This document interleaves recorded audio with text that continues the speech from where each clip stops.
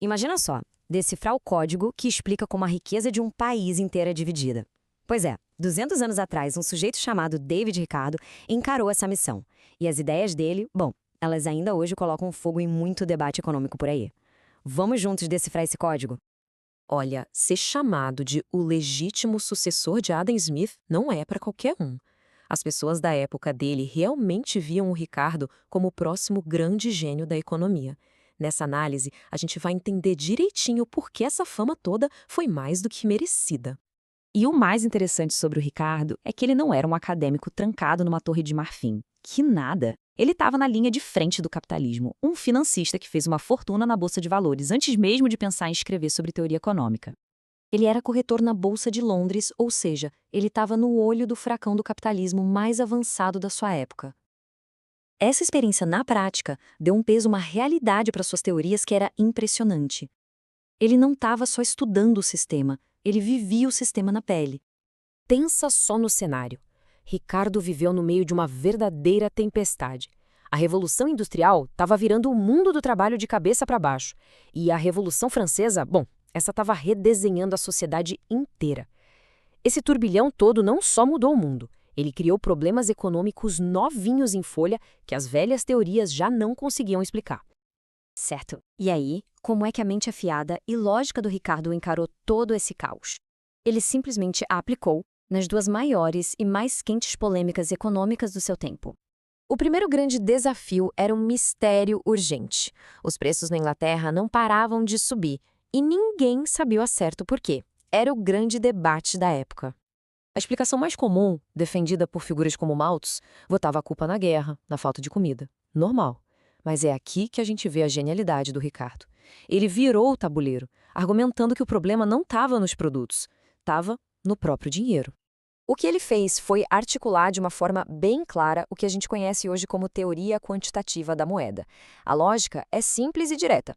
Se o governo imprime dinheiro demais, o valor de cada nota cai e os preços, claro, sobem. E essa ideia, olha, não é peça de museu, não. É um pilar que os bancos centrais do mundo todo usam para controlar a inflação até hoje. Depois de mexer nesse vespeiro da moeda, Ricardo voltou sua atenção para outra briga feia, as leis dos cereais. Basicamente, eram tarifas sobre grãos importados que colocaram a velha aristocracia, dona das terras, em rota de colisão com a nova classe de industriais. O raciocínio do Ricardo aqui é como um dominó, uma peça derrubando a outra. Ele mostrou passo a passo como proteger os donos de terra acabava, no fim das contas, prejudicando a economia inteira. A comida ficava mais cara, então os salários tinham que subir só para o pessoal não morrer de fome. E com salários mais altos, o lucro das indústrias, que era o verdadeiro motor do país, diminuía. A sacada dele foi ver que tudo na economia está conectado. E foi esse debate sobre as leis dos cereais que levou Ricardo à sua maior obra. Ele percebeu que a pergunta fundamental da economia não era só como a gente faz a torta crescer, mas sim como essa torta é fatiada entre trabalhadores, capitalistas e os donos das terras. Então vamos montar esse modelo do Ricardo, começando pelo mais fácil. No estágio 1, quando só as melhores terras são usadas, a divisão é simples. Os trabalhadores recebem um salário de subsistência, ou seja, o mínimo do mínimo para sobreviver.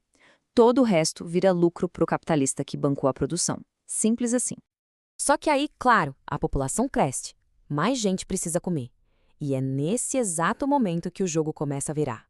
Com essa expansão para terras piores, uma nova fatia aparece na torta, a tal da renda da terra. O argumento do Ricardo era: a terra boa é um recurso limitado, certo? Então, quem é dono dela pode cobrar um aluguel pelo uso. E de onde sai esse dinheiro? Adivinha? É arrancado diretamente da fatia de lucro do capitalista. E o processo é implacável, uma bola de neve. Quanto mais a população cresce e mais terras ruins entram na jogada, mais valiosa se torna a terra boa e maior a renda paga aos seus donos. Os proprietários de terra ganham cada vez mais, enquanto os lucros, que são o combustível para o investimento e para o crescimento, vão sendo espremidos. E aqui a gente chega no estágio final. É a conclusão lógica do modelo. A renda da terra já comeu quase toda a torta. Os salários continuam no mínimo para a sobrevivência e os lucros praticamente sumiram.